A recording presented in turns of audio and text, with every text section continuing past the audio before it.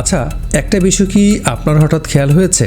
শেখ হাসিনা দেশ ছেড়ে পালানোর পর বঙ্গভবনের সামনে হাজার হাজার তরুণ যখন স্লোগান দিচ্ছিল রাষ্ট্রপতির পদত্যাগ চাই, ঠিক সে সময় কিন্তু একটা বিরাট বিতর্ক তৈরি হয়েছিল। তখন আইনি বা সাংবিধানিক জটিলতার কথা বলে যে রাষ্ট্রপতি মোহাম্মদ শাহাবুদ্দিনকে পদে রেখে দেওয়া হলো, আজ হঠাৎ করে কেন খবর আসছে তিনি খুব শিগগিরই পদত্যাগ করতে যাচ্ছেন? গল্পটা কিন্তু শুধু শারীরিক অসুস্থতার নয়, এর পেছনে যে খেলাটা চলছে সেটা একটু ভেঙে বলি। দেখুন, বিষয়টাকে আপনি দুটো ধাপে দেখলে একদম পরিষ্কার বুঝতে পারবেন। প্রথমত, আপনারা হয়তো অনেকেই জানেন যে মোহাম্মদ শাহাবুদ্দিন সাহেবকে কিন্তু সাবেক প্রধানমন্ত্রী শেখ হাসিনা আর তার বোন শেখ রেহানা মিলে রাষ্ট্রপতি বানিয়েছিলেন, অর্থাৎ তাদের মনোনয়নটা বেশি ছিল। সে সময় থেকে শুরু করে বিতর্কিত এস আলম গ্রুপের ব্যাংকে তার দায়িত্ব পালন করা নিয়ে কম সমালোচনা হয়নি।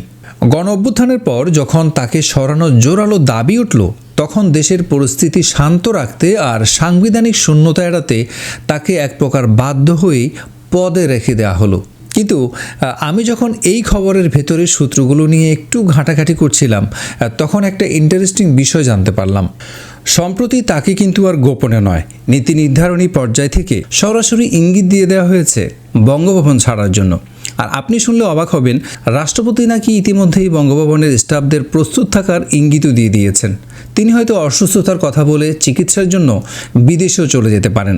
এখন আমাদের অনেকের মনে প্রশ্ন আসতে পারে, শাহাবুদ্দিন সাহেব পদত্যাগ করলে দেশের পরবর্তী রাষ্ট্রপতি কে হচ্ছেন?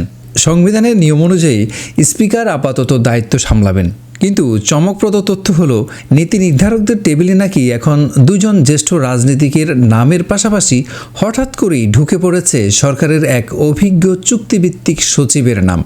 আগামী দিনের রাজনৈতিক আর প্রশাসনিক চাপ সামলাতে নাকি এই হিসেব নিকেশ। অর্থাৎ একসময়ের তীব্র আন্দোলনের পর যে বিদায়টা থমকে ছিল, আজ বদলে যাওয়ার রাজনৈতিক প্রেক্ষাপটে এসে সেটাই বাস্তবায়ন হতে যাচ্ছে। আজকের এই পুরো সমীকরণটা দেখে আপনার কি মনে হচ্ছে?